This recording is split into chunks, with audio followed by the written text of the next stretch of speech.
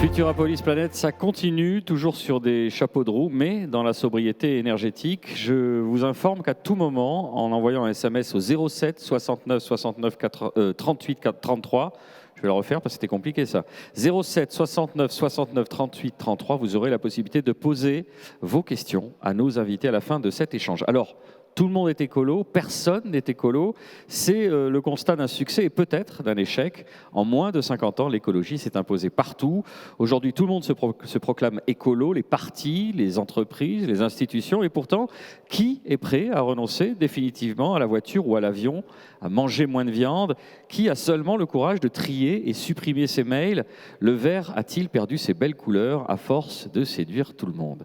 On vous propose un débat entre les générations. Voici Brice Lalonde, ancien ministre de l'Environnement, Shakila Boyer, présidente de TSE Junior Études, Chloé Chenet, étudiante à Sciences Po Toulouse et coprésidente de Gaïa, membre du comité de la transition écologique, Bertrand Serpe, président de Toulouse Métropole Habitat, premier conseiller municipal de Toulouse en charge du logement, vice-président de Toulouse Métropole à la transition digitale. Et c'est rien de moins que le boss lui-même qui va animer la table ronde, Étienne Jernel, le directeur du Point. On peut les applaudir.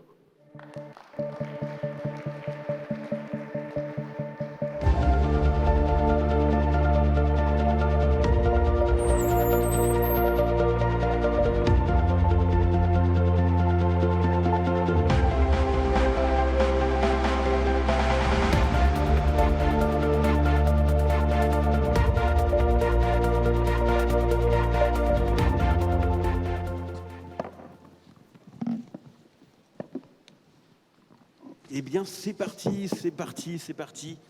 Merci d'être avec nous au Futurapolis Planète 2021, 10e édition, et évidemment, l'écologie Futurapolis Planète. Dans Futurapolis Planète, il y a le mot planète, et qui n'est pas là complètement par hasard. On va parler d'écologie avec nos invités. J'ai envie, écologie, alors tout le monde est écolo, personne n'est écolo. Vaste programme, aurait dit le général de Gaulle, peut-être. J'ai envie de commencer par une question très concrète et pour essayer de créer un peu une opposition. Pour commencer, est-ce que c'est une affaire de génération, l'écologie? Moi, il m'arrive très souvent, j'ai déjà raconté d'ailleurs, que les jeunes que j'embauche me fassent passer un entretien d'embauche en me disant « mais est-ce que vous triez le papier ?» etc. Est-ce que c'est quelque chose qui a changé, qui est une prise de conscience qu'il a et qui vient d'une génération? Ou est-ce que finalement c'est l'affaire de tous? Chloé, au hasard. Commençons par la jeune génération. Moi, je dirais que c'est l'affaire de tous et toutes de se préoccuper de l'environnement, même pour les personnes pour qui ça ne va pas avoir un impact forcément direct dans le temps ou dans l'espace. Mais c'est vrai que dans notre génération, enfin quand je dis notre génération, je parle des gens de, on va dire, moins de 30 ans, c'est vrai qu'on a peut-être une conscience un peu plus développée parce qu'on se rend compte que c'est notre avenir direct qui est en jeu, alors que, et puis qu'on a aussi peut-être des habitudes à changer qui sont plus simples, c'est moins rentré dans nos vies, alors que les générations au-dessus de la nôtre ont peut-être pas ces réflexes. Je suis d'accord avec Chloé, puisque pour Shakila. moi, c'est pas qu'une affaire, qu'un débat entre les générations, c'est-à-dire que l'écologie, c'est une question auquel on doit répondre en tant qu'humain, donc peu importe notre âge, notre origine, etc. C'est un débat, c'est une question qui touche notre place en tant qu'humain sur cette planète. Ça engage tout le monde de la protéger, de la préserver, peu importe qui on est. Bertrand Serpe, est-ce que vous sentez une différence entre générations? Est-ce que vous êtes élu en plus, donc c'est même très important. Vous voyez des gens, le principe des élus, beaucoup de gens. Est-ce que pour vous, dans votre perception des choses, il y a une vraie différence de génération, voire un conflit? Alors je ne crois pas, en fait. Je ne crois pas parce que moi j'avais une grand-mère qui était écolo, qui n'était pas militante, mais qui a toujours préservé la nature, qui a toujours vécu en ville, mais près de la nature, et qui a fait du compostage. Et déjà très jeune, j'avais été sensibilisé à effectivement le respect de notre environnement. Je ne crois pas que ce soit une histoire de génération, même si les jeunes aujourd'hui sont très, très intéressés par les questions de l'écologie et de l'environnement. Mais je crois que c'est devenu une question politique. Alors c'est devenu une question politique, tout en l'étant quand même depuis longtemps. C'est peut-être Brice Lalonde qui va nous l'expliquer, puisqu'il a été assez précurseur là-dessus. Et aujourd'hui, tous les politiques sont rentrés dans ce créneau. Mais en fait, l'écologie, c'est une affaire tout le monde, de tous. de Mélenchon à Le Pen, tout le monde parle d'écologie maintenant. Exactement. Pas de la même Tout le manière, monde, forcément. mais pas de la même façon. Et c'est là où il y a les différences, et les différentes approches. Et c'est là qu'on peut voir parfois qu'il y a certains clivages entre l'écologie, ou là où il ne devrait pas y en avoir, justement. Parce que l'écologie, c'est justement, comme vous venez de dire, mesdemoiselles, c'est l'affaire de tous, et c'est l'affaire de toutes. Donc, ce clivage, malgré tout, il s'est installé. Moi, je ne crois pas qu'il faut parler de droite ou de gauche pour l'écologie. Ce n'est pas le sujet du tout. Bien que chacun peut se revendiquer une part du gâteau, si j'ose dire. Mais ce qu'on a essayé de faire, nous, en tout cas à Toulouse, c'est une écologie pragmatique. Ça a été le souhait du maire de Toulouse. Et comme récemment, par exemple, on a signé avec la fondation de Bertrand Piccard, Solar Impulse, cette convention qui permet en fait de travailler sur l'écologie, l'environnement d'un point de vue pragmatique. On pourra peut-être en parler, de dire ce que c'est que le pragmatisme en écologie. C'est une impulsion politique qui est importante pour notre ville et qui répond aux attentes, tu le disais Étienne, les attentes des gens, des citoyens, des gens qu'on rencontre, nous les élus, tous les jours dans notre ville, quand on vit au quotidien, la vie de tous les jours. Et quand on veut créer cette ville de demain, cette ville des proximités, du quart d'heure, cher à Carlos Moreno, qui est un peu notre leitmotiv à Toulouse, on est aussi engagé dans cette voie. Brice Lalonde qui a commencé l'écologie assez jeune, qui est toujours jeune, évidemment, mais quand même, est-ce qu'il y a une histoire de génération ?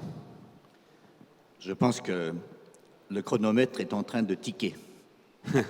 Tac, tac. Et donc, les choses deviennent plus graves. Le chronomètre du climat, du changement climatique. Le chronomètre de même de l'écologie en général, de la nature, de la biodiversité, du climat. Et notre génération, ou la mienne, bon, ça fait un bout de temps que je suis peut-être plus vieux ici, on n'a pas vraiment réussi. Tout ce qu'on a réussi à faire, c'est que tout le monde en parle maintenant. Ça, c'est bien. Donc là, c'est formidable. C'est devenu une affaire politique, en effet. Les chefs d'État se réunissent, mais ils n'ont pas trouvé la solution encore tout à fait. Et donc, cette génération-là, c'est à vous, les gars, à vous. Mais je pense que le temps que nous, alors nous, on est dans cet âge où on est en train de se former et développer nos idées et on décide de quel poste, de quelle position on aura plus tard. Mais pour l'instant, c'est encore l'ancienne génération qui a le pouvoir et ce pouvoir décisionnel. Et on ne peut pas attendre que nous soyons en place pour ça. Et c'est pour ça qu'il faut que tout le monde se soude pour répondre à ce problème d'écologie. Je peux juste, à mon avis, il y a deux trucs très importants à faire que nous n'avons pas réussi à faire. C'est une affaire mondiale, le changement climatique. Donc, il faut qu'il y ait un accord mondial. Et il faut qu'il y ait une entraide mondiale. À Glasgow, ça a commencé un tout petit peu, puisque, par exemple, un certain nombre de pays ont dit on va aider l'Afrique du Sud à sortir du charbon. C'est assez nouveau. Mais si on n'a pas un accord mondial, une gouvernance mondiale, inventer une institution mondiale, on n'y arrivera pas. Et la deuxième chose, c'est qu'il faut que l'économie tienne compte de la nature. Voilà. Parce que si elle ne tient pas compte de la nature, on n'y arrivera pas. Et pour l'instant, l'économie ne tient pas compte de la nature, ou très très peu. C'est uniquement capital-travail, et il n'y a pas la nature. Donc c'est à ces deux inventions extrêmement importantes. Alors vous avez raison, mais il faut le faire ensemble, mais il faut qu'on le fasse. Chloé Chenet, vous étiez à Glasgow.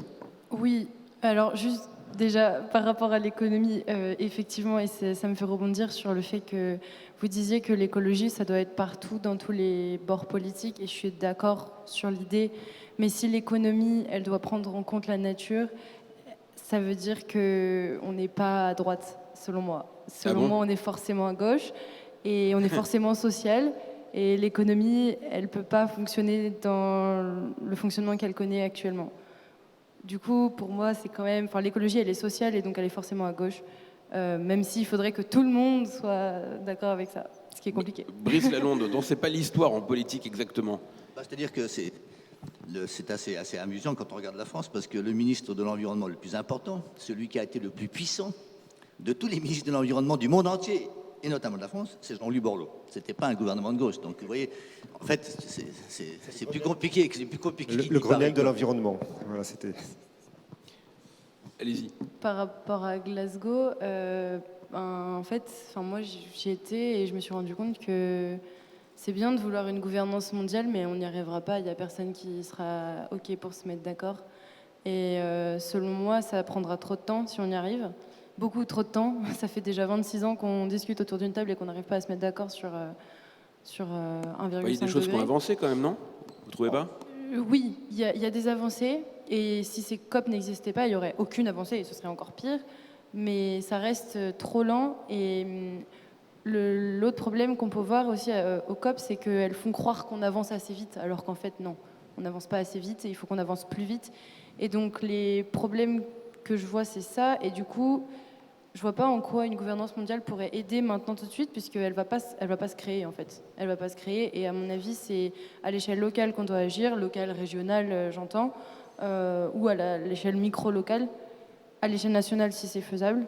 Mais on n'arrivera jamais à se mettre d'accord 197 pays, et notamment les pays producteurs qui basent leur vie sur les énergies fossiles. Ouais, mais Chloé, si la France était parfaite, s'il n'y avait aucune émission française, et si même la France disparaissait de la planète, eh ben, le changement climatique il serait toujours exactement pareil. Parce que tant qu'on n'a pas dans un même accord la Chine, l'Inde et les autres pays, on n'y arrivera pas, et les États-Unis. Donc on n'est pas loin.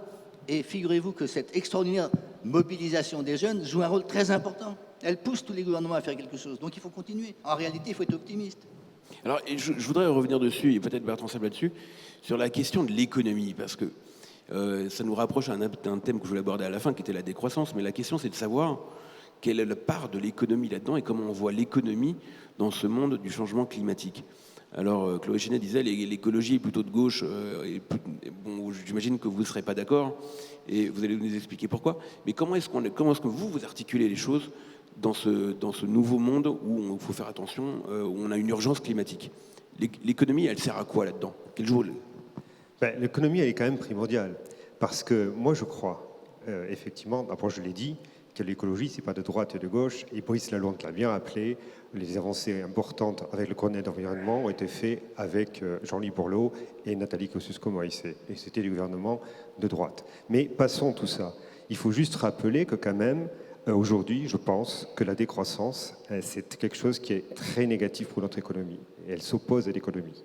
Et aujourd'hui, si on a besoin effectivement de créer, on parle beaucoup d'industrie 4.0, d'industrie décarbonée, des nouvelles entreprises, pour créer les nouveaux usages et les nouvelles conditions d'une ville plus environnementale, plus écologique, il faut effectivement développer notre économie, développer effectivement le numérique inclusif et sobre, effectivement, pour pouvoir continuer l'innovation et pouvoir devenir la ville presque idéale. On n'y arrivera pas tout de suite, mais décarbonée telle qu'on la souhaite. Donc il ne faut pas opposer l'un à l'autre, et je crois que la décroissance, c'est vraiment catastrophique pour l'écologie. Mais vous n'êtes pas vraiment pour la décroissance, vous aussi... Pardon? D'accord. Est-ce que vous êtes pour la décroissance? Oui, je pense qu'il faut... Il faut réapprendre, il faut changer notre façon de consommer, il faut moins consommer. Alors, est-ce que notre richesse est plus importante que la planète? Ça ne sert à rien d'avoir une économie grandissante sans planète, sans lieu où vivre, où il est impossible de vivre. Genre, il faut réduire notre consommation, nos moyens de transport. Il faut repenser toute notre façon de vivre si on veut pouvoir avoir un avenir. Le capitalisme, cette recherche de production à tout va, au dépit de la planète et des humains, pour moi, c'est plus tenable. Il faut la repenser, il faut casser les codes. Mais est-ce que c'est la décroissance pour autant? Merci. Est-ce que pour autant, ça mène à la décroissance? Vous pouvez répéter, s'il vous plaît? Est-ce que pour autant, pour vous, ça mène à la décroissance? Oui, parce que moi, je suis pour consommer moins, pour préserver ce qu'on a déjà. Par exemple, ça passe par des vêtements de seconde main. Je suis pour toutes ces petites actions individuelles, parce que malheureusement, je ne crois plus énormément aux politiques, à la gouvernance, parce que ça n'avance pas et que la preuve est que ça fait 26 ans qu'on fait des COP et que ça n'avance pas, qu'on retarde encore les limites. Et si on ne peut pas passer par le haut, il faudra passer par le bas et passer par les consommateurs et sensibiliser les jeunes, les consommateurs, nos familles, nos proches. Et si on parle d'économie, l'offre égale la demande. Alors si on change cette demande et qu'on demande plus de choses écolo et plus respectueuses de l'environnement, les entreprises s'adapteront. Et la preuve, Brice Lalonde l'a dit, si la gouvernance bouge, c'est parce que nous, les jeunes, on bouge et qu'on se fait de plus en plus entendre, et le gouvernement réagit. Donc, il faut continuer. Je peux donner juste un exemple de capitalisme utile. Ce sont les vaccins contre le Covid. C'est typiquement un truc capitaliste, parce qu'il y a des boîtes qui étaient toutes petites au départ, quoi, qui ont cherché de l'argent, qui ont dit on va y arriver, on va le trouver, et il y a des gars qui ont risqué de mettre énormément d'argent dessus, et ça a marché pour Pfizer et Moderna. Donc il y a des moments où ça marche, quoi. Donc voilà. Donc si vous voulez, moi je pense qu'il faut faire extrêmement attention. Là où je suis d'accord, c'est qu'il y a un problème général. On ne peut pas continuer à croître sans arrêt dans une planète finie. Donc la question c'est qu'est-ce qui doit croître et qu'est-ce qui doit décroître. Et je pense que la décroissance comme un mot d'ordre, c'est pas plus malin que la croissance comme mot d'ordre. La question, c'est qu'est-ce qui doit croître. Par exemple, ce qui doit décroître, ce sont les émissions, bien entendu. Et donc, ce qui doit croître, c'est peut-être les énergies renouvelables. Donc, si vous voulez, je pense qu'il faut être plus précis, quoi. Il y a des choses qui doivent croître et des choses qui doivent décroître. Travaillons plutôt là-dessus. Claude Chanel, la décroissance, ça vous intéresse, ça vous paraît nécessaire, ça vous paraît dangereux ou ça vous dit rien? Alors, je peux pas dire que ça me dit rien. Quand même, la décroissance, c'est un peu mon mot d'ordre, en fait. Je vis décroissant. Comme le disait Shakila, merci. En fait, le but, c'est de consommer moins, mais mieux. Et le capitalisme, c'est bien, les vaccins, c'est bien, ça a fait des vaccins, c'est cool. Par contre, les inégalités, les pays du Sud, ils n'ont pas eu de vaccins. À la COP, on n'avait aucun pays du Sud parce qu'ils n'avaient pas eu les vaccins. Du coup, ils ne pouvaient pas être à la COP. Du coup, ils n'étaient pas entendus. Donc finalement, le problème se répète. Enfin, il y a un problème dans le système. Il faut arrêter de faire comme s'il n'y en avait pas. Donc selon moi, il y a un problème. Il faut l'évaluer. Ça a déjà été fait par énormément d'organisations, énormément d'associations. Proposer des alternatives, c'est également fait. En fait, les solutions, elles sont sur la table, elles sont dans le débat public, elles existent. La question, c'est qui s'en saisit et pourquoi les politiques ne s'en saisissent pas. Parce qu'ils restent dans la vision de croissance du PIB, l'économie doit continuer à fonctionner comme elle a fonctionné. Et je peux comprendre ça parce que je me dis, c'est des personnes qui ont toujours connu ça ou qui souvent ont grandi dans cette idée-là.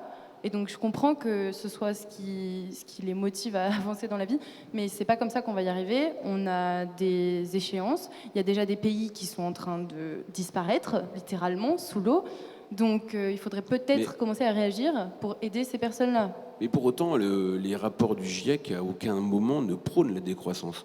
Et si on lit d'ailleurs le rapport qui, me semble-t-il, est de 2018, qui était c'est les recommandations au gouvernement pour rester sous 1,5 degré, c'est 2018, je crois. Au contraire, le rapport, les experts qui l'ont rédigé insistent sur le fait que le ralentissement économique pourrait avoir des conséquences catastrophiques dans les pays pauvres et créer des troubles sociaux très importants. Qu'est-ce que vous dites de ça, de cette relation à ça? Est-ce qu'on peut raisonnablement aller voir les habitants du Rwanda ou du Bangladesh et leur dire, vous savez quoi, on va faire de la décroissance chez vous aussi? Mais c'est nous qui devons décroître. Les pays du Sud, ils n'ont rien demandé. Si on fait vraiment une grosse dichotomie pays du Nord, pays du Sud, qui n'est même pas bonne en soi, mais bon voilà, les pays du Nord ont fait que polluer pendant des années, si on fait un gros tableau, et les pays du Sud subissent aujourd'hui tout ça. Et nous, on continue à vivre dans notre vision on va continuer comme ça. Non, ça fonctionne pas. Donc nous, on doit décroître. Et les pays du Sud, on va dire, doivent essayer d'évoluer comme ils le peuvent et avec les moyens qu'ils ont, qu'ils soient sociaux ou économiques ou culturels, vers un fonctionnement différent du nôtre. Il ne faut surtout pas qu'ils copient notre modèle. Bertrand. Alors, moi, je veux bien la décroissance, mais il faut savoir ce qu'on met derrière la décroissance aussi. Il y a beaucoup de gens qui parlent de décroissance, mais c'est un peu un mot comme ça en l'air. On ne sait pas trop ce que ça veut dire réellement. On parlait d'économie tout à l'heure, on ne parlait pas de capitalisme. On parlait d'économie, et l'économie, elle se réinvente aussi.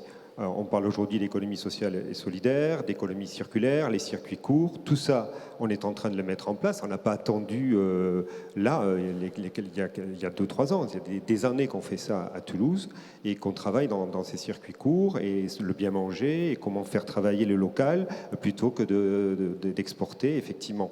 Ça ne veut pas dire qu'on va tout arrêter et qu'on va devenir anticapitaliste. Donc, c'est pas du tout ça. Alors maintenant, s'il y a un autre système qui nous permettra effectivement, parce qu'il faut bien comprendre que les pays qui sont des pays plus, comment dirais-je, défavorisés, en Afrique, ils ont besoin qu'on les aide. Et comment on peut les aider si nous-mêmes, on n'est pas assez forts et on n'est pas capable de leur trouver des solutions ou de leur donner de l'argent ou des moyens pour pouvoir se développer et effectivement vivre différemment. Moi, je ne comprends pas ce système où on oppose en fait des peuples et on dit nous, on doit décroître parce que les autres, ils sont à un niveau inférieur à nous et qu'on ne pourra pas les aider. Ça ne veut rien dire, ça. Si on veut pouvoir aider les autres, il faut être fort. Et si on veut être fort, il faut effectivement réinventer l'économie, effectivement faire attention à ce que l'on consomme et comment on le consomme, parce qu'on est responsable, on a des enfants, on a des générations que l'on doit effectivement éduquer aussi, et vous êtes jeune, et c'est normal que vous ayez cette révolte en vous et que vous découvrez quelque part quelque chose qui est inacceptable, et tout le monde est d'accord sur le constat. Ce qu'il y a, c'est qu'il faut travailler dans tous ensemble, dans bonne intelligence, avec des solutions. Et les solutions, comme disait Brice, aujourd'hui, on ne les a pas encore totalement trouvées. Et les accords bilatéraux entre on va dire, l'Asie et les États-Unis, c'est compliqué. Et moi, je ne crois pas que quand on faiblit, qu'on devient en décroissant, que l'on puisse pouvoir aider les autres. Tout à l'heure, on parlait de qui a pollué et qui souffre. Pour l'instant, le premier pollueur de la planète, c'est la Chine. Bon, et il se trouve que les émissions des pays développés baissent depuis plusieurs années. Donc il y a un changement qui est quand même intéressant, tandis que l'Inde et les autres pays, ils ont beaucoup plus de difficultés, notamment parce qu'ils utilisent beaucoup de charbon et ils ont beaucoup de mal à sortir du charbon, donc il faut les aider à sortir du charbon. Donc c'est pas aussi simple que ça. Et le problème numéro un que nous avons devant nous, c'est quand même très identifié, c'est qu'il faut sortir des fossiles. Il faut sortir des carburants fossiles. Donc c'est ça le job, si je puis dire. Donc si nous sommes tous écologistes et que nous sommes tous au gouvernement ensemble, nous nous organisons ensemble pour sortir des fossiles. Et donc il y a une question très simple qui est la question de l'énergie. C'est 80% des émissions dans notre pays, enfin dans tous les pays.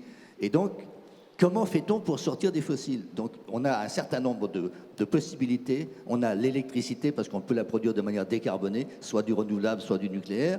On a la chaleur renouvelable et on a l'hydrogène, mais il faut le produire aussi. Donc, à un moment donné, la difficulté, c'est qu'il va nous falloir de l'énergie pour décarboner. Pas du tout aussi simple que de consommer moins. Et donc la sobriété pour nous, c'est très important pour nous, pour les consommateurs. Pas besoin de changer de voiture toutes les 3 minutes, ou de changer de téléphone portable toutes les 3 minutes. Là, c'est parfaitement exact. Pas besoin de gaspiller de la nourriture, etc. En revanche, pour le système industriel et économique, là, c'est plus compliqué, puisqu'il faut produire les instruments de la décarbonation. Et là, effectivement, il y a des choses qui doivent croître, pendant que les fossiles décroissent. Vous voulez dire qu'il faut de l'investissement et donc de l'argent et donc de la croissance dans les technologies propres. Il faut investir sur les techniques propres, en effet. Donc c'est de l'argent. Oui, de la même chose pour la rénovation des bâtiments. Il faut bien investir, il faut isoler, il faut changer de chaudière, il faut passer à la pompe à chaleur, par exemple, etc. Donc tout ça n'est pas aussi simple, c'est pas des mots d'ordre. On est au gouvernement là, voilà, on est en train d'inventer, c'est ça qui est important, c'est l'écologie de gouvernement. C'est un gouvernement là qui est en train de se construire. Pas uniquement l'écologie de contestation, l'écologie de gouvernement. Comment on fait? On commence par quoi? Quel est le calendrier? Quelle est la feuille de route? Claude Genesti, vous étiez ministre, donc vous le serez peut-être d'ailleurs. On verra. On verra si j'ai envie d'aller là-dedans.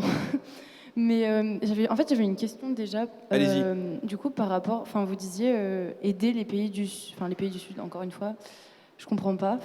Pourquoi on irait aider les pays du Sud? Ils peuvent faire leur vie. En fait, selon moi, on n'a pas besoin d'arriver et d'imposer, ce qui est à peu près le cas, notre modèle économique. Ou notre modèle social en général, culturel, dans un autre pays en fait. Il y a des pays qui se développent, et c'est pareil, l'idée de développement, nous on a un modèle de développement économique basé sur le PIB et la croissance, etc. Mais c'est pas forcément le seul modèle de développement, et selon moi, la décroissance, c'est un développement. Ça veut pas dire retour en arrière, âge de pierre, ça veut dire on consomme moins mais mieux, et circuit court, économie circulaire, totalement, je suis totalement d'accord avec ça. Et je comprends que les décisions au niveau du gouvernement, au niveau d'un État, sont très difficiles à prendre, notamment parce qu'on a plein de rapports de force de partout. On a bien vu les démissions de certains ministres parce qu'ils n'arrivaient pas à mettre en place leurs idées, parce qu'il y a tous ces rapports de force-là. Mais du coup, effectivement, peut-être que la voix, elle vient du peuple, plutôt que des gouvernements qui n'arrivent pas d'eux-mêmes à s'autoréguler. Je ne sais pas. Est-ce que je voudrais prendre un exemple concret et vous faire réagir tous là-dessus. Le nucléaire a été très longtemps la bête noire des militants écologistes qui combattaient très fortement. Et aujourd'hui, le nucléaire revient très fort, précisément pour des raisons d'écologie, parce que ça émet peu sur un cycle de vie de CO2. Est-ce que vous êtes le rapport RTE qui vient de sortir et qui constitue une base, dit qu'en gros ça va être très très difficile de faire sans, on peut, mais c'est très très difficile et ça demanderait une façon. Qu'est-ce que vous en pensez? Est-ce que vous, en tant qu'écologiste, parce que vous êtes tous écolos d'une manière ou d'une autre, à votre manière autour de la table, ou est-ce que vous êtes des écolos pro-nucléaire ou anti-nucléaire? Bertrand. Là aussi, il ne faut pas oublier que la France a été un des pays qui a plus investi dans le nucléaire, il faut le dire. À tort ou à raison, le débat il est peut-être là, peut-être qu'on n'aura pas la réponse, mais en tout cas moi je pense que c'est plutôt à raison, puisque effectivement aujourd'hui c'est l'énergie qui est entièrement décarbonée. Donc par contre, ce que je dis, c'est qu'il ne faut pas faire que du tout nucléaire et il faut investir aussi dans les énergies renouvelables. Donc sachant que les pourcentages sont quand même encore très faibles et que ça coûte très cher et qu'il y a beaucoup d'efforts à faire. Donc le nucléaire, pour moi, quand on voit en Allemagne par exemple, qui ont beaucoup encore d'industries fossiles qui émettent beaucoup de CO2. Du charbon du charbon. Et pire que ça, le lignite. Qui est le truc le plus dégueu voilà, qui existe. C'est pas très écolo du tout, quoi. Pourtant, il y a des écologistes aussi en Allemagne, il y a des écologistes partout. Donc aujourd'hui, le gouvernement a pris une bonne décision, puisqu'il n'était pas tout à fait convaincu au début, puisqu'il avait quand même stoppé les programmes nucléaires français. Il a effectivement redécidé, le président Macron, de réinvestir pour créer effectivement des centrales nucléaires plus modernes, parce qu'il a pris conscience au fil du mandat qui s'est effectué que finalement c'était l'énergie qui pouvait nous permettre une indépendance aussi. Et ça, c'est important, parce que dépendre, comme disait Brice Lalonde, effectivement, de la Chine ou des États-Unis ou de la Russie avec le gaz, c'est pas non plus quand même une fierté ni une source de tranquillité, je pense, dans les années à venir. Donc, oui, je suis pour continuer. Et effectivement, il y a un risque. Le risque zéro, il n'existe jamais. Et il y a eu des catastrophes nucléaires qui ont été des horreurs, et certaines en subissent encore une seule. Oui, Tchernobyl, c'était là qui était la plus importante. Bon, récemment, au Japon, il y a eu aussi un petit souci. Il n'y a pas eu de mort nucléaire, c'est les... Fukushima. Jackie Laboyer, vous êtes atomique ou pas atomique, vous, alors? Comment? Vous êtes pro anti-nucléaire? J'ai pas de réponse. Honnêtement, j'ai pas de réponse claire dessus, mais je pense parce que aucune énergie ne sera parfaite, que ce soit l'éolien, le solaire, on pollue quand même avec. Mais il n'y a pas de réponse à tout, mais il y a de meilleures alternatives. Et si le nucléaire, c'est la façon d'émettre le moins de carbone, alors ça fera peut-être l'affaire, le temps de faire une transition et d'aller vers des énergies renouvelables, solaire, éolien, hydraulique. Parce que rien ne sera parfait et qu'à chaque alternative, on trouvera des problèmes. À l'hydraulique, ça pollue quand même les océans. L'éolien, ça pollue nos paysages, bon, même si je pense que c'est un argument mineur. Le solaire, il faut produire. Donc quand on produit du solaire, on pollue aussi. Donc il n'y aura aucune alternative parfaite, mais il y a des alternatives qui sont moins polluantes et sur lesquelles on peut s'appuyer en attendant. Claude Genet, vous vous situez où dans ce débat-là? C'est compliqué. Vu que mon objectif, c'est quand même la décroissance, selon moi, on finirait par ne plus avoir besoin de nucléaire, même si c'est loin et une utopie, puisqu'actuellement, on a vraiment besoin de beaucoup d'énergie pour tout, en fait. Du coup, c'est vrai que pour tout ce qui va être émission de CO2, c'est un gros avantage. On ne va pas dire que ce n'est pas le cas. Donc effectivement, il y a des avantages en France à être sur le nucléaire, comme vous compariez à l'Allemagne où ils sont sur le charbon, quoi. Après, je pense que fondamentalement, ça ne peut pas être une solution durable de long terme parce qu'on ne sait pas traiter les déchets, parce qu'il y a des risques, etc. Le débat existe et tout le monde, ou presque, connaît les enjeux. Donc l'objectif, ce serait vraiment d'aller vers moins d'utilisation d'énergie et une énergie complètement renouvelable et qui ne soit pas, comme les panneaux solaires par exemple, qui ne soit pas complexe à produire et qui pollue dans sa production pour faire les panneaux solaires avec les terras, etc. Donc pour le moment c'est bien, mais c'est pas l'idéal.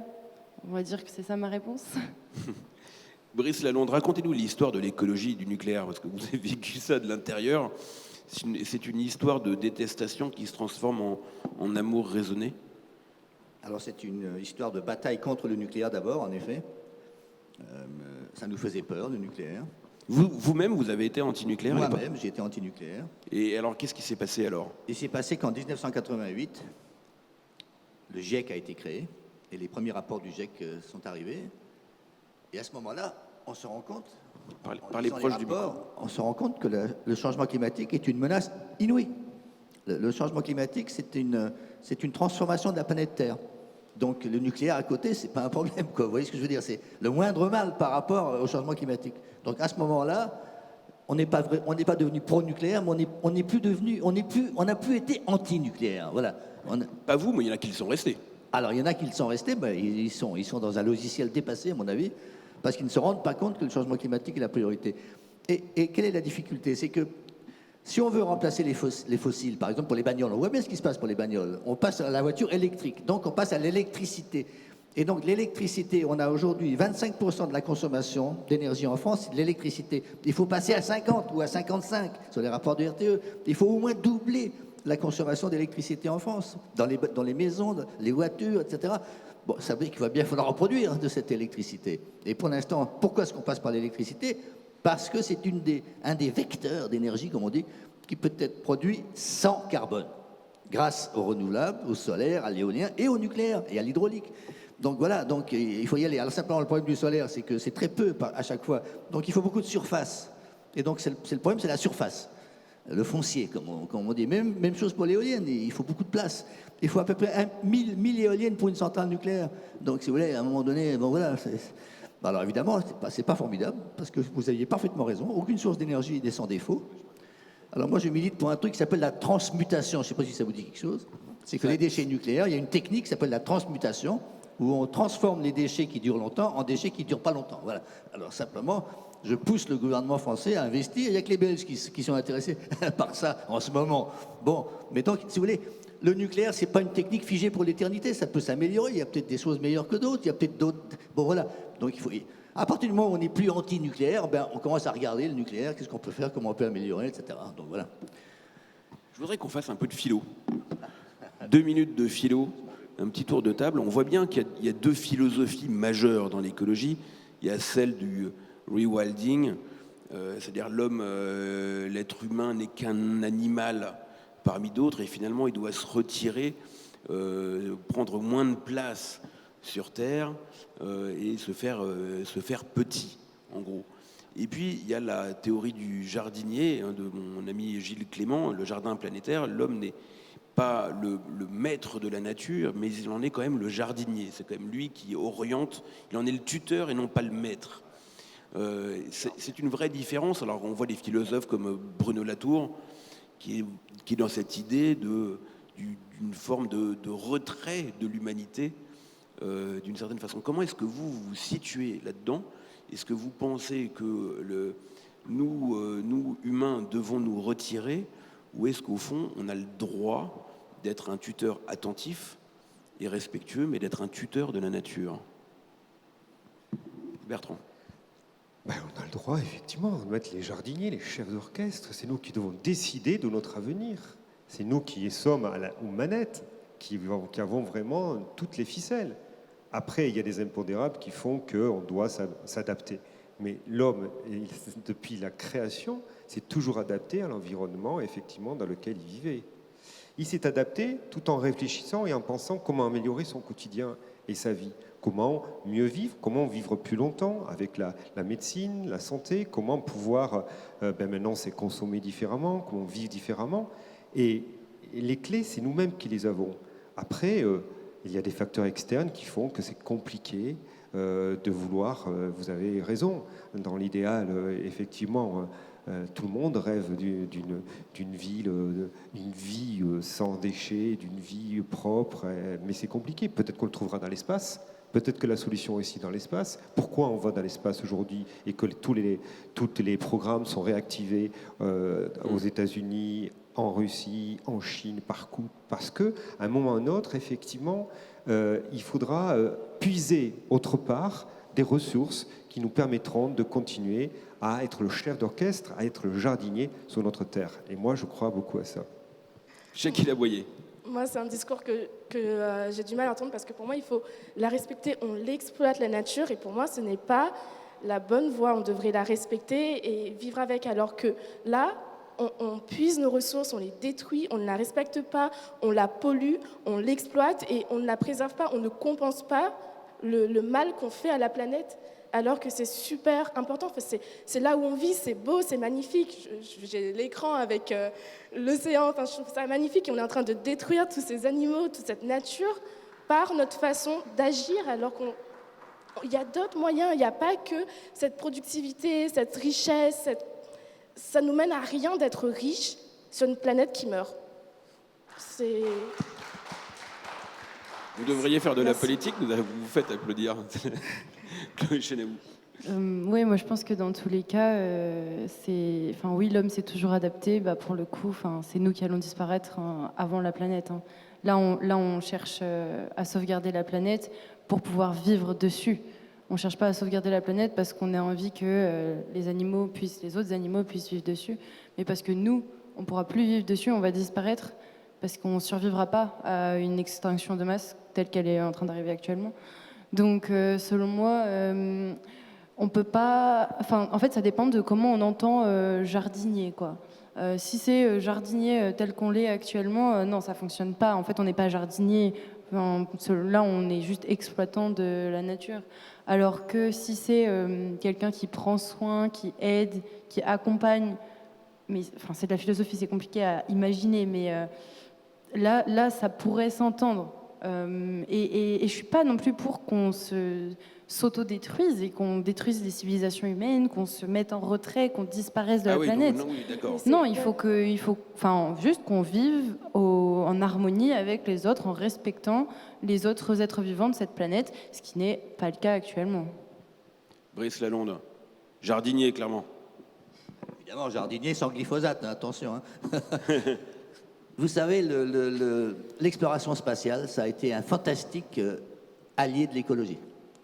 C'est incroyable, parce que c'est quand on a envoyé des satellites, on a vu tout d'un coup la Terre. On la voyait, on s'en est écarté pour la voir et on la voyait mieux. Et c'est incroyable les progrès qu'on a fait sur la jardinerie de la nature grâce aux satellites d'observation de la mer, des océans, etc. Donc ça peut servir. Et notamment, il y a des satellites on sait au gramme près la quantité de glace, par exemple, qu'ils font, etc. Tout ça, alors évidemment, ça veut dire qu'il faut prendre des décisions à un moment donné. Mais disons, ça a été un allié, disons, dans la connaissance, la planétologie, disons. Voilà. Mais maintenant, aller je ne sais où, là, ça, j'y crois pas trop. Parce que pour l'instant, il faut aller vachement loin. Et il faudrait aller vite, la lumière, etc. Non, on est coincé sur cette planète. On est coincé. Et donc, il va falloir s'organiser. Et on ne peut pas la détruire, c'est évident. Donc, il va falloir quand même s'organiser pour la régénérer la nature, etc. Il y a des politiques écologiques qui ont réussi, à l'échelle locale surtout, ou à l'échelle nationale, ou même, par exemple, les pluies acides en Europe, etc. Par exemple, l'eau. Il y a énormément de progrès dans la pollution de l'eau, etc. Donc, on peut y arriver. Et il y a d'extraordinaires trouvailles à droite, à gauche. Et si vous voulez, quand on milite, et quand on va regarder ce qui se passe dans certaines villes, dans certaines entreprises, on est épaté par ce qui se passe. Et on se dit, si tout le monde faisait comme ça serait formidable. Donc on a un grand problème, c'est comment est-ce qu'on peut mettre ça à l'échelle de la planète. C'est ça la difficulté. Et vous avez raison, il y a aussi des lobbies. Il y a aussi des gars qui ne veulent pas que ça change. Ils sont contents, ils vendent du pétrole, oh là là, surtout, ne changeons pas. Donc si vous voulez, c'est vrai qu'il y a une bataille. Mais tout est bataille. Mais la bataille, on la mène parce qu'on pense qu'on va la gagner quand même. Ben voilà. Clochenne, vous vouliez réagir Moi, je voulais rajouter quelque chose. Je ne comprends Jackie pas Laboyer. qu'est-ce que le débat du spatial fait là. C'est encore, par contre, là, on revient sur les générations. C'est repousser le problème en se disant bon, ben, on va peut-être trouver une prochaine planète. Bon, on va potentiellement trouver une solution qui va sauver la planète. Sauf qu'actuellement, ces solutions miracles n'existent pas. Donc, il faut réagir maintenant et agir maintenant et ici. Moi, je suis un peu étonné quand même, parce que quand vous êtes jeune, en général, faut être plutôt optimiste. Moi, quand j'étais jeune, à 20 ans, j'étais optimiste. Peut-être pas on n'est pas de la même génération, mais il faut toujours voir. Alors moi, j'ai pas entendu, j'ai pas dit qu'on allait vivre dans une autre planète. C'est pas du tout ce que j'ai dit. Hein. J'ai dit simplement que dans l'espace, et vous l'avez dit, Brice Lalonde, il y a des ressources qui peuvent peut-être. On fait des expériences scientifiques dans l'espace qui nous permettent à mieux comprendre notre planète, à mieux pouvoir évoluer, à mieux effectivement pouvoir contrôler un certain nombre de règlements climatiques. Et simplement, je dis qu'il n'y a pas que les solutions dans l'espace, mais je dis qu'il ne faut pas oublier aussi qu'on peut trouver peut-être des solutions pour effectivement conserver notre planète. Je n'ai pas du tout envie d'aller vivre sur Mars ou quoi que ce soit, ni personne, je pense encore. Voyager peut-être, pourquoi pas un jour, peut-être je ne le verrai pas, c'est peut-être votre génération, mais c'est peut-être une expérience à vivre. D'ailleurs, il y a de plus en plus de terriens, si j'ose dire, qui vont dans l'espace pour faire un voyage dans l'espace. Bon, ça n'a rien à voir avec le sujet du jour. Mais je pense que toutes les solutions sont bonnes à prendre, qu'elles soient effectivement dans l'espace ou ici. Alors, et si on redescend 2 secondes sur le plancher des vaches, et c'est le cas de le dire, il y a un des sujets qui est très intéressant, qui est très clivant sur le sujet de l'écologie, c'est la viande. Alors, on peut dire c'est accessoire, c'est un gadget, mais visiblement, c'est quelque chose qui est très prégnant et qui prend de la place dans le débat politique. On disait, on n'a jamais vu autant de bouchers stars et en même temps d'attaques de boucheries. Qu'est-ce que ça veut dire? Alors, d'abord, qu'est-ce que ça pèse réellement dans la question du réchauffement climatique? L'élevage. Est-ce que c'est vraiment écolo de ne pas manger de viande ou d'en manger moins? Oui, non. Et dans quelle mesure c'est un débat sur l'écologie ou c'est un débat culturel? Alors, tu veux y aller? Je vois que vous deux, déjà, vous vous agitez, vous avez des choses à dire. On a des choses à dire, ouais. Alors, déjà, il y a une grande part de l'élevage qui pollue, que ce soit l'élevage en soi, parce que les animaux, plus ils sont en concentration, plus il y a d'animaux, plus ça va polluer. Sur leur présence rien qu'en tant que telle, parce qu'un animal, notamment des vaches, émettent des gaz à effet de serre. Mais en plus de ça, toute la production de fourrage pour ces animaux, donc sans parler de la destruction de la biodiversité, mais si on parle juste des émissions de gaz à effet de serre, on a aussi des problèmes à ce niveau-là, puisqu'il faut donc déforester, donc retirer la forêt, donc les puits de carbone qui permettaient avant de récupérer le CO2 de l'atmosphère. Donc on n'a plus ça, et en plus on produit avec des grands tracteurs, avec des grands trucs polluants, énormément de soja ou je ne sais quoi pour nourrir les animaux qu'on va manger à la fin. Donc voilà. Donc même au niveau de la santé, on se pollue la santé puisqu'on avale des polluants. Et puis en plus, en mangeant de la viande, c'est participer en fait à cette énorme industrie de l'élevage. Moi, je suis pas contre le fait de manger de la viande. Ça peut vous étonner. Moi, je suis végétarienne. Pourquoi je suis végétarienne? Parce que je pense qu'actuellement, je ne peux pas manger de viande. Actuellement, l'industrie de la viande est trop polluante. Actuellement, ça ne serait pas normal, selon moi, de continuer à manger de la viande. Par contre, si un jour, on arrive dans une société où on reste en harmonie avec la nature, et si on compense toute notre consommation, il n'y a pas de problème. Enfin, je ne vois pas pourquoi je ne retournerais pas à manger de la viande un jour. Mais actuellement, c'est impensable. Il faut qu'on réfléchisse à ce qu'on fait à la nature, quoi. Jackie Laboyer, bidoche or not bidoche? Comment? Bidoche or not bidoche? Est-ce que vous mangez de la viande, vous? Pas de viande, non. Mais je trouve que ce sujet, il entre parfaitement dans ce qu'on a abordé aujourd'hui de ce point de vue éthique et philosophique, parce que ça ramène à ce point qui, pour moi, est très important, c'est un non-respect de la nature. Alors, en plus, un débat où je trouve qu'on pourrait trouver un terrain d'entente, un équilibre. Je ne suis pas pour aucune viande, aucun animal, parce que je comprends que ce soit culturel, mais par contre, ce n'est pas nécessaire d'en produire autant vu la place, l'énergie, etc. que ça prend, et surtout qu'on n'a pas besoin d'en manger, d'en produire autant, d'en manger autant, qu'on en gaspille. Donc il y en a trop, c'est excessif, et c'est bien ça le problème. Et c'est encore ce débat de non-respect de la nature, de non-respect de la vie sur Terre. Bon, alors moi, j'accorde beaucoup d'importance aux animaux parce que pour moi, c'est une vie. C'est une vie. Ça, je ne sais pas comment le dire autrement, mais c'est important, et je ne comprends pas qu'en tant qu'humain, on les exploite, on les parque dans des entrepôts, on les gave, on les détruit pour ça, juste pour quelques minutes de plaisir gustatif. Alors, et d'autant plus qu'un ou 2 repas de viande pourraient suffire si vous tenez tant à cette culture carnée, mais ce n'est pas nécessaire et on peut très bien survivre sans viande. Et si au pire, oui, on sera en carence de vitamine B12, rajoutez-vous un steak, allez, un steak ou 2 par semaine, ce sera largement suffisant pour votre santé. La bataille du steak. Elles ont en partie raison, enfin, ou en partie, elles ont raison. C'est-à-dire que les vaches, les bovins et les ovins rotent, si vous me permettez cette expression, éructent. Et donc, elles envoient du gaz à effet de serre, du méthane. Or, il y a énormément de bovins sur cette planète, énormément. Et donc, à la limite, c'est le principal problème de l'agriculture. C'est l'élevage, c'est Bon. Mais en même temps, on a un autre problème qui sont les engrais azotés qui envoient du protoxyde d'azote. Or, au lieu de mettre des engrais azotés, on peut mettre quoi? Ah, du fumier. Mais le fumier, il est produit comment? Ah, par des vaches. Ah, alors. Donc voilà, encore une fois, c'est jamais aussi simple que ça. D'abord, vous savez, Chloé, vous pouvez manger de la bonne salers ou de la magnifique viande élevée sur herbage par des agriculteurs et des éleveurs qui se donnent beaucoup de mal pour le faire à la façon dont vous aimez que ça se fasse. Donc déjà aujourd'hui, vous avez le choix. Il y a la possibilité de faire ça. Il y a aussi la question du gaspillage. Je dis ça parce que ça m'avait frappé un jour. J'avais frappé que les Français, ils aiment que le beefsteak et que les arrières du bœuf. C'est parce que ça va plus vite, on n'a pas le temps. Allez hop, je te mets ça sur le feu, vite fait. Et on mange plus d'avant, c'est-à-dire le pot-au-feu, tout ça, quoi, qui sont magnifiques aussi. Donc la question du gaspillage de la nourriture est très importante aussi. Et je pense que c'est un complément de vos choix, quoi.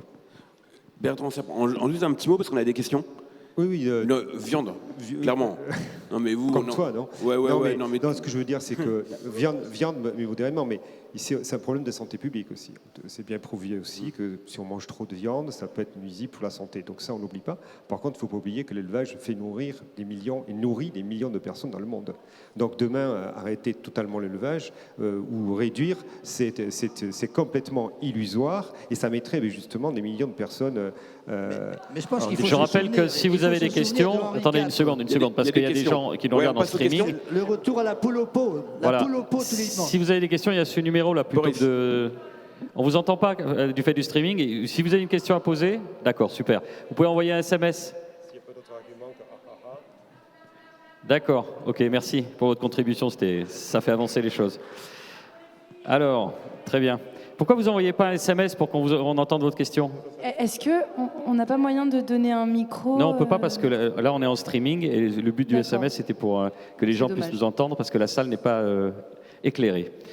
Alors, une question. On a vif intérêt pour cette table ronde. On avait les mêmes il y a 40 ans. Lalonde défendait déjà un système qui a failli.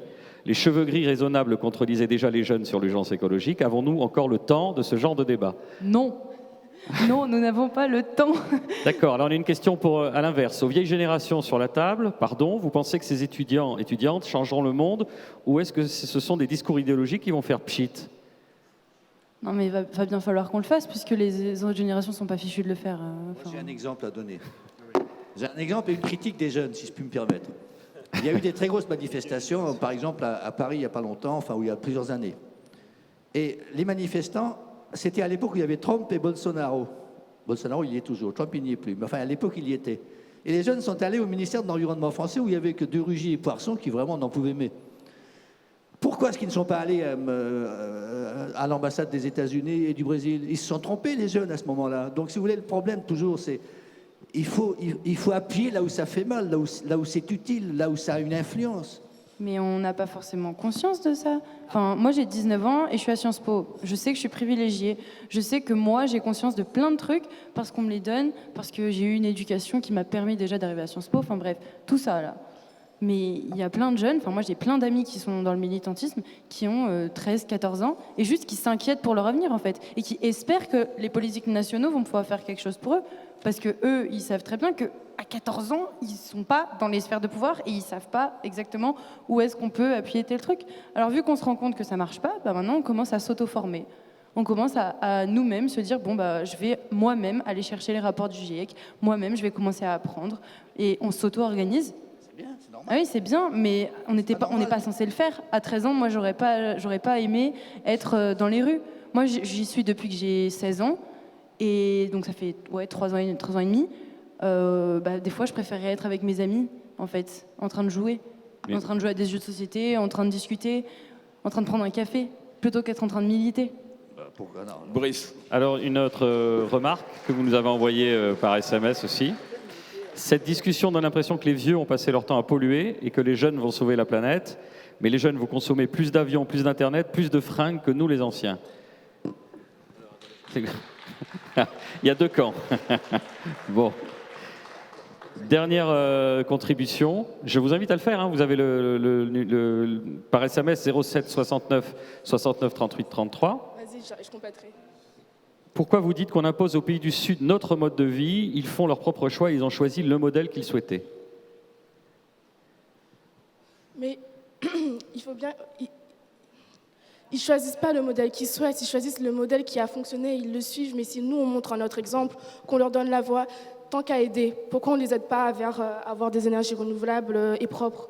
Pourquoi on aide et on soutient le charbon et les énergies fossiles dans les autres pays? Pourquoi nous, on ne montre pas le modèle qu'il faut? Pourquoi on n'investit pas ici ou ailleurs dans des énergies renouvelables? C'est un choix à un moment que le gouvernement fait. Donc, c'est pas qu'ils choisissent leur modèle, c'est qu'ils ont une longueur de retard et puis ils n'ont pas forcément l'innovation nécessaire pour. Donc, ils s'alignent comme ils peuvent sur notre modèle. Écoutez, on est bon, on a traité les questions qu'on nous a envoyées, on vous remercie. Alors, applaudissements de part et d'autre, quel que soit le camp. Merci beaucoup. Pour cet échange qui montre qu'il y a encore du chemin à faire, sans doute de part et d'autre. Mais en tout cas, c'est à ça que sert Futurapolis aussi, confronter les opinions, confronter les idées. On se retrouve dans quelques instants. On va terminer pour parler de notre société qui est peut-être en train de devenir justement une société molle avec Jean-Claude Kaufmann. À tout de suite.